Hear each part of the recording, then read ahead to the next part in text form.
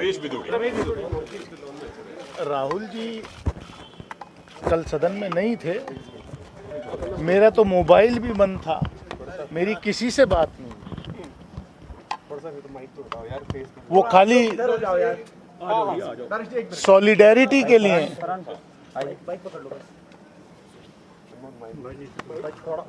मेरा हौसला बुलंद करने के लिए वो यहाँ आए कि अपने आप को अकेला मत समझिए। इस देश के का हर वो व्यक्ति जो देश के लोकतंत्र में विश्वास रखता है वो आपके साथ खड़ा है।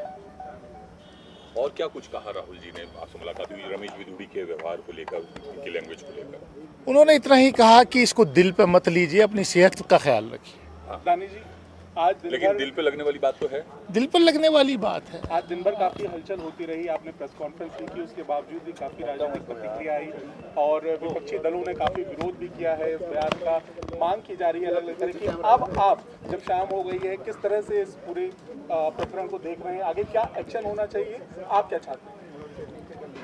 मुझे इस बात का थोड़ा रिलीफ मिला है कि मैं अकेला नहीं खड़ा,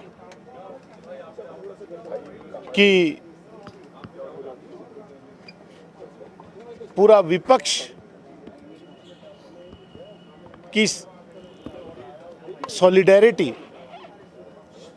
मेरे साथ है और मैं अकेला नहीं हूं। वो जो हमला है वो मेरे ऊपर अकेले के ऊपर नहीं है, वो खाली दानिश अली के ऊपर वो हमला नहीं, वो हमला इस लोकतंत्र पे है, वो हमला संविधान पे है, वो हमला जो नफरत की दुकानें सड़कों पर लगती थी वो अब नफरत की दुकान इस अमृतकाल में, इस नए भारत के नए संसद के परिसर में लगनी शुरू हो गई। इसका मुझे अफसोस है। जिसका करने की बात आपने की है, मांग की है स्पीकर से, अगर उधर से कार्रवाई नहीं होती तो क्या कोई लीगल एक्शन भी, एक मिनट पंकज, कोई लीगल एक्शन भी, कोई पुलिस में लिखित शिकायत या कुछ ऐसा?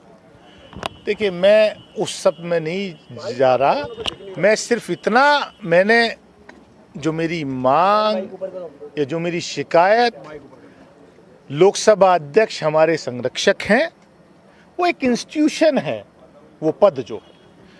कल की भी जो वहाँ लोकसभा में जो टिप्पणी रमेश बिदूड़ी जी की तरफ से हुई, शायद पूरा वीडियो देखिए, उसमें शुरू में उन्होंने जो अभद्र भाषा का प्रयोग किया वो प्रधानमंत्री जी को लेकर के रेफरेंस में किया, जिसका मैंने विरोध किया कि prime minister is an institution, आप नहीं कर सकते इस भाषा का प्रयोग।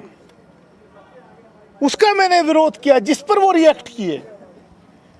क्या प्रधानमंत्री के इंस्टीट्यूशन को इज्जत, उसकी इज्जत बरकरार रहे, उस पर मेरा खड़ा होना भाजपा के सांसद को बुरा लग गया और भाजपा के वरिष्ठ सांसद पीछे से बैठ करके जो है मेज थपथपा रहे हैं, हंस रहे हैं। एक और भी हमने तस्वीर देखी जिस वक्त रमेश बिदूड़ी जी बोल रहे थे, उस वक्त डॉक्टर हर्षवर्धन जो दिल्ली से ही उनके साथ ही सांसद भी हैं, वो जो है मुस्कुरा रहे थे। पूर्व कानून मंत्री। देखिए, यही तो मैं कह रहा हूं कि मुझे अफसोस, मैं जो रात भर नहीं सो पाया, मेरी जो मतलब मैं बयान नहीं कर सकता अपनी पीड़ा को। हम आपके साथ हैं, सब लोग, पूरा देश साथ है। ये जो हुआ है, ये मेरा इंडिविजुअल नहीं, आप इस देश में अमृतकाल में, क्या हमारे पुरखों ने इसलिए आजादी इस मुल्क को दिलाई थी कि आप इस तरीके से टारगेट करेंगे? जब संसद के अंदर, पार्लियामेंट के अंदर ये व्यवहार है, तो आम आदमी के साथ जो गांव देहात में रहता है, जो कस्बे में रहता है, उसके साथ कैसा क्या व्यवहार होगा इन लोगों का? ये बड़ा सवाल है। और हम मदर ऑफ डेमोक्रेसी कहते हैं अपने मुल्क को, पूरी दुनिया के सामने शर्मसार करने का काम किया है। अब ये उनके नेतृत्व का काम है कि क्या कार्रवाई करते हैं। भाई, कांग्रेस पार्टी ने किसी से संपर्क किया, क्या स्टैंड है ये भी बता दीजिए। वो ट्वीट आया है, मैंने सुना है, ट्वीट आया है। लोकसभा सेक्रेटरी तो किसी ने संपर्क उसके बाद जो आपने जी सर रुक के बोलो, रुक जाइए, स्पीकर ऑफिस की तरफ से कुछ मांग अरे गिर जाएंगे पीछे पीछे चल नहीं, मैंने रुक जाइए सर। मैंने जो भी था, मैंने पूरा दिन मैं इंतज़ार करता रहा कि आदरणीय लोकसभा अध्यक्ष जी शायद ऑफिस आएंगे, वो नहीं आ पाए ऑफिस किसी कारणवश। तो मैंने जाकर के 2 बजे फिर उनके ऑफिस में वो अपनी शिकायत प्रिविलेज नोटिस दे दिया है।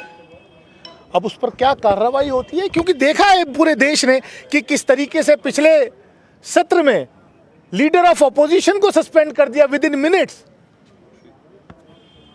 तो क्या वो घटना और कल की घटना, उसका वजन तोलने के बाद कि किस में कितना वजन था, उस हिसाब से एक्शन होना चाहिए, ये मुझे भरोसा है। Okay, thank you.